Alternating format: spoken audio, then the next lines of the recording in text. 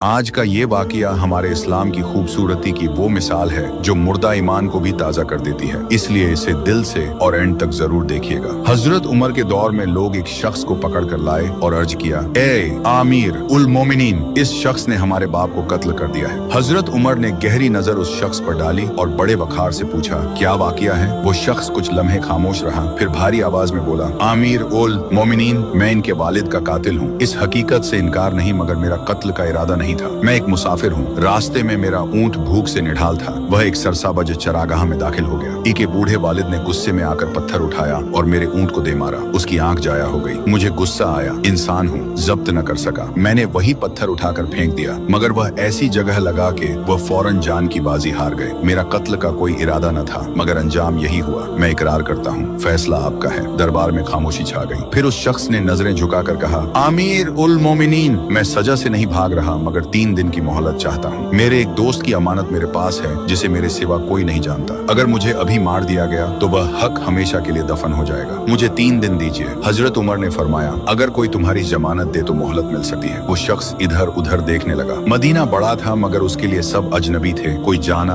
पहचाना चेहरा नहीं था। उसी लम्हे हजरत अबू जर गफ्फारी खड़े हो गए। उन्होंने कहा, आमिर उल मोमिनीन, मैं इसकी जमानत देता हूँ। दरबार में हैरत की लहर दौड़ गई और वह शख्स चला गया। 3 दिन गुजर गए। मुकर्रर वक्त आया। लोग जमा हुए। लोग हजरत अबू जर से कहने लगे, तुमने एक अजनबी पर भरोसा करके खुद को मुसीबत में डाल लिया। वह नहीं आएगा। हजरत अबू जर ने सुकून से जवाब दिया, मैंने जमानत दी है, अब अंजाम भी कबूल है। सबकी नजरें दरवाजे पर थीं। अचानक दूर से धूल उड़ती दिखाई दी। एक थका हुआ, पसीने में डूबा हुआ शख्स दौड़ता हुआ आया। वही था वह। सीधा हजरत उमर के सामने खड़ा हुआ, सांस संभालते हुए बोला, आमिर उल मोमिनीन, मैंने वादा पूरा कर दिया। अब जो हुक्म हो नाफिज कीजिए। हजरत उमर ने हजरत अबू जर से पूछा, तुमने इसे क्यों जमानत दी जबकि तुम इसे जानते तक नहीं थे? हजरत अबू जर ने कहा, इसलिए कि कोई यह न कहे कि मोहम्मद सल्लल्लाहु अलैहि वसल्लम के मदीना में एक अजनबी ने पनाह मांगी और किसी ने उस पर एतबार नहीं किया। फिर हजरत उमर ने उस शख्स से पूछा, तुम वापस क्यों आए? तुम ना आते तो बच सकते थे। उसकी आंखों में आंसू आ गए। इसलिए आया हूँ कि अगर मैं ना आता तो दुनिया हमेशा के लिए अजनबियों पर एतबार करना छोड़ देती। यह सुनकर मकतूल के बेटे आगे बढ़े और कहा, हम अपने वालिद के कातिल को माफ करते हैं। दोस्तों, काश हम भी अपने वादों और अमानतों के इतने ही पक्के हो जाएं जितने हमारे बुजुर्ग हुआ करते थे।